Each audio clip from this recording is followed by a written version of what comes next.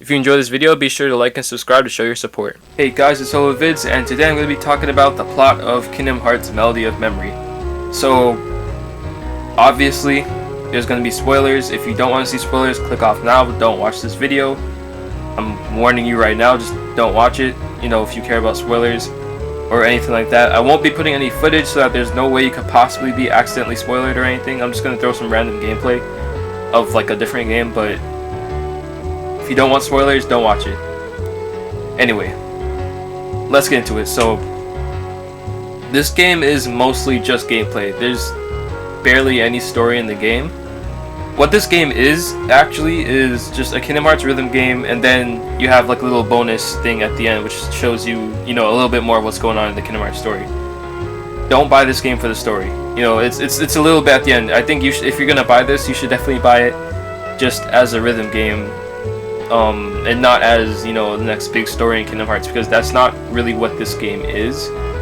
It's just, they just have a little bonus, like, thing at the end. So, majority of the game is just, like, recap of the Kingdom Hearts series, pretty much. So, you're gonna be getting recaps narrated by Kairi, and, yeah, that's pretty much, like, 80% of the game. And so towards the end is where you actually start seeing the actual, like, story progressing in Kingdom Hearts. So this definitely takes place after Kingdom Hearts 3 Remind and after the Limika episode and all of that secret episode.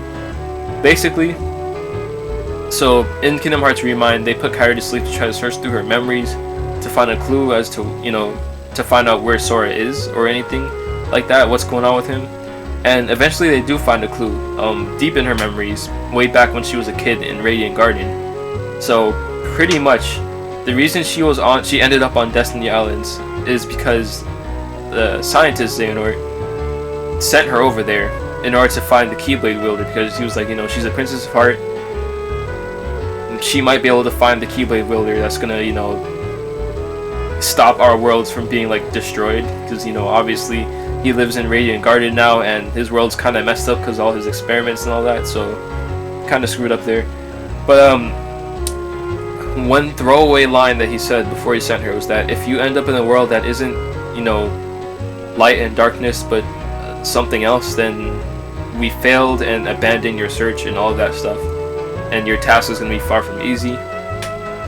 So pretty much what he's talking about is another reality. So let me scale back over to present day now. So pretty much when Kairi goes into her memories take the form of the final world, and she sees Xehanort there as an illusion of her memories. He's not actually alive again, and she's trying to figure out the clue, like what clues can I find to get Sora back, and he has to fight her a bit or she has to fight him a bit to get the clues that she needs to dig deep in her memories. But during the fight, she seems to transform into Sora.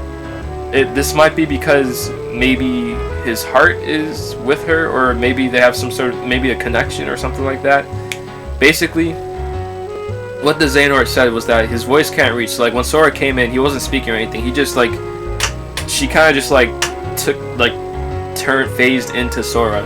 He wasn't speaking or anything like that, at least not in terms of the cutscenes. And he said, like, where you are, like, your voice can't reach us now, but I know where your heart is. So maybe that means his heart is with Kairi. I'm not really sure. They don't fully explain that, but I guess we'll figure that out later on. Or maybe he's saying, I know that Sora is in the other reality now. Maybe that's what he was saying. It could have been that too.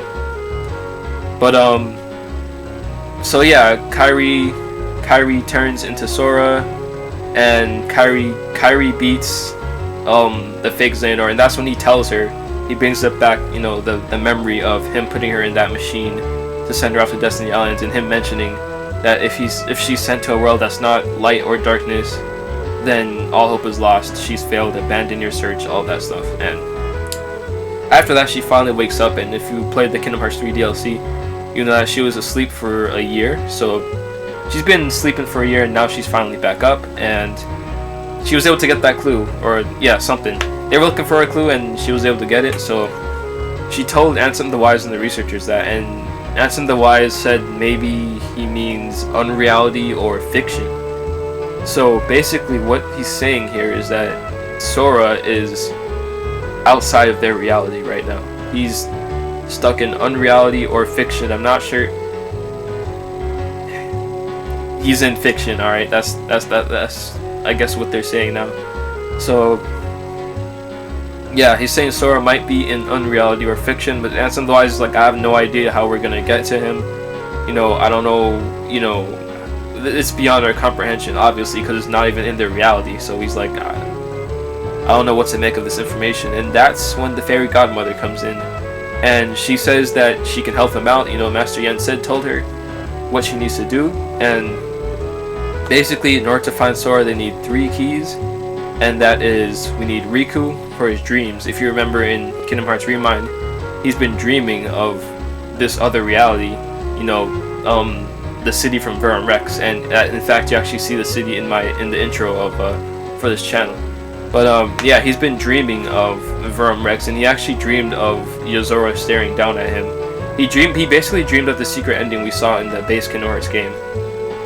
So yeah, from his dreams, and you know in the Kingdom Hearts series, dreams are important. Kingdom Hearts Dream Drop Distance, they went to the whole dream dimension, dream realm, or whatever. So you know dreams are pretty powerful in Kingdom Hearts. So obviously that's something. Ever since Sora disappeared, he's been dreaming of that place. And obviously we have the clue from Kairi's memories, which is Xehanort mentioning this other reality or other world that's not in any of their realms. You know, not realm of light, not realm of darkness, not the realm of in between, none of that stuff. So then she says the 3rd key, you know, she knows where they can find her, and I don't know how she does this, but she kind of just like teleports them to the final world. I honestly, I don't really know how she could just do that. But anyway, that I think that's the one thing that like kind of bothers me a little bit. I'm not really sure how she just kind of just transfers them to the final world, because like you're supposed to like die to get there or whatever. I mean, maybe Riku used the power of waking to go there, or I don't know, maybe, who knows, maybe she has the power of waking. For all we know, she probably, with her little wand, she could just, you know, use the power of waking, who knows. But they go to the final world, and then they start talking to the nameless star that you do see in Kingdom Hearts 3. You know, when Sora talks to her, whatever, you know, she lost her body, whatever, and she wants to get back to someone. We didn't get to hear who. She said his name in Sora's ear, and later on Sora says that, you know, she was talking about Yozora back when in the, you know, secret boss in the DLC, you know. So when they go see this nameless star, they start asking her some questions, you know. She's like, oh yeah, I saw some guy that was able to keep his body, you know. Oh yeah, I know who Sora is and all that stuff. And then Riku told her about the city that he's been dreaming about, and then she's like, oh, you mean Quadratum, you know, that's the biggest city I know. So right there we have the name of the city that's in Verum Rex, which is Quadratum. Now, I'm pretty sure before, I mean, it's based on Shibuya, Japan in real life. You see the whole big, I believe it was the 1009 building or whatever. Pretty sure, yeah. So yeah, that's based on, or 104, whatever it was. But yeah, that's based on the real life city of Shibuya, Japan, and we know that now it's not called Shibuya, but instead it's called Quadratum. So yeah, and then after that, the fairy godmother says, alright Riku, you can use the power of waking to make a portal, using her to basically get over to Quadratum. And so, and they also say that, she also says that if she goes, if the nameless star, whatever her name is, goes there, then her heart could be stolen or whatever. I don't know what's going on. I don't know why she died. Because obviously she died to get to the final world. So something happened and she died. Maybe it was those mech people we saw in that little Verum Rex commercial. But whatever it is, she died, and they're gonna have to eventually find a way to get her back and get her body back. But yeah, Riku storms off over to Quadratum, you know, barely even waits. Of course he leaves Kairi behind because, I mean, he's way stronger than Kairi. There's some people on Twitter that's mad about that. I mean, think about it. He's going to a whole different reality. I wouldn't want to bring Kairi either, considering what happened in Kingdom Hearts 3. You know, last time they brought her to a big battle, that didn't end well, and she's still training. I mean, she's not on Riku or Sora's level, you know. She's pretty much like the Sakura of the group right now. maybe she'll get stronger eventually, but especially when she said the line, "Oh, I'll train and catch up to you guys," or whatever, and I'll stand by you. That's like a Sakura line right there. So that pretty much says she's probably never going to be as strong as them. But I mean, that I don't know what anyone expected. I mean, Sora and Riku have been doing these things for years. Well, like 2 or 3 years actually, but it feels like a lot longer. But I mean, yeah, Sora and Riku. I mean, Riku's a whole Keyblade master.